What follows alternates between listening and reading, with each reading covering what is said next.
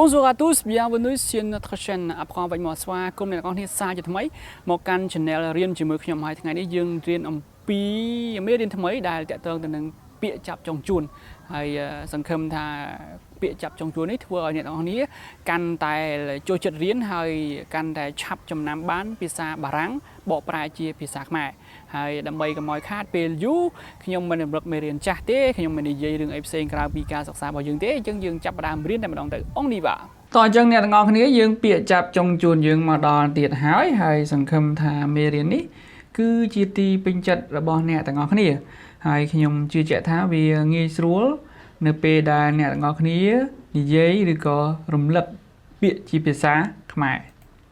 តោះឥឡូវដើម្បីកុំឲ្យខាតពេលយូរយើងចូលទៅពាក្យចាប់ចុងជួនយើងបន្តទៀតណាអញ្ចឹងពាក្យទី1របស់យើងក៏លេខឃើញទៅលើក្តារខៀនខែ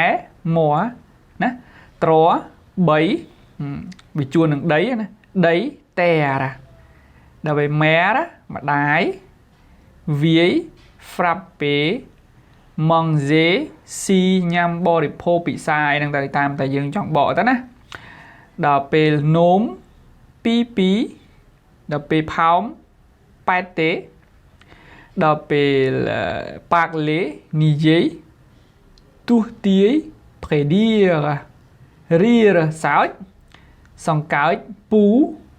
គូកបន្ត continuer តាត់ដេយឺតយូរពូមីងមៀអ៊ំឯណាយើងអានថាអង់គ្លេសដល់ម៉ុងរបស់ខ្ញុំនេះគឺជាពាក្យចាប់ចុងជួនថ្មីដែលអ្នកនរគ្នាងាយស្វែងយល់ហើយងាយទន្ទិញមែនតើណាអ្នកនរគ្នាទន្ទិញតែ2-3ថ្ងៃទៅចាំហើយណាឥឡូវយើងចាប់ផ្ដើមម្ដងទៀតណាជាមួយគ្នាម្ដងទៀតឲ្យលឿនជាងនឹងបន្តិចណាខែមកធរ3ដីតែរម៉ែរម្ដាយវាយ frappe manger ស៊ីពីនោមផោមប៉ែតទេប៉ាក់លេនិយាយទុះទាយ prédire រៀសើចសង្កោចគូពូកណាគូកបន្ត continuer តាត់ដេយឺតយូរពូអង់គ្លេសម៉ុងរបស់ខ្ញុំអញ្ចឹងពាក្យទាំងអស់ដែលខ្ញុំបានដាក់នៅក្នុងឡៃនេះគឺសិតតែពាក្យដែលអ្នកនរគ្នាប្រើប្រចាំថ្ងៃណាហើយគេថាពាក្យ la vie quotidienne ហ្នឹងមានថាជីវិតរស់នៅប្រចាំថ្ងៃរបស់ជនជាតិបារាំងគេភាគច្រើនគេនិយាយពាក្យអស់ហ្នឹងអញ្ចឹងខ្ញុំស្រាវជ្រាវមកឲ្យអ្នកនរគ្នាបានអស់ហើយអញ្ចឹងអ្នកនរគ្នាគ្រាន់តែទន្ទិញគ្រាន់តែរៀនទៅអត់ពិបាកទេណាហើយខ្មែរក៏បកបារាំងក៏អានឲ្យស្ដាប់អញ្ចឹងអត់មានកន្លែងណាដែលថារៀនទៅមិនចេះទេមិនអញ្ចឹងពេលវេលាយើងអស់ហើយយើងកុំរៀនច្រើនពេករៀនតែ2-3នាទី4-10ពាក្យទៅបានរៀនច្រើនគឺរៀនមិនចេះទេណាចឹងដល់ម៉ោងហើយពាក្យចាប់ចុងជួនយើងថ្ងៃនេះសូមលំអរកាយជម្រាបលា Merci à bientôt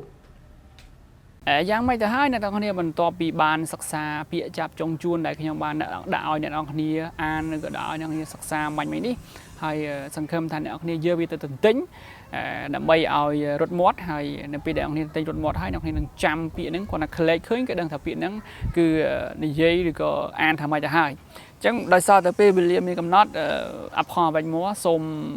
ជម្រាបលា Merci à demain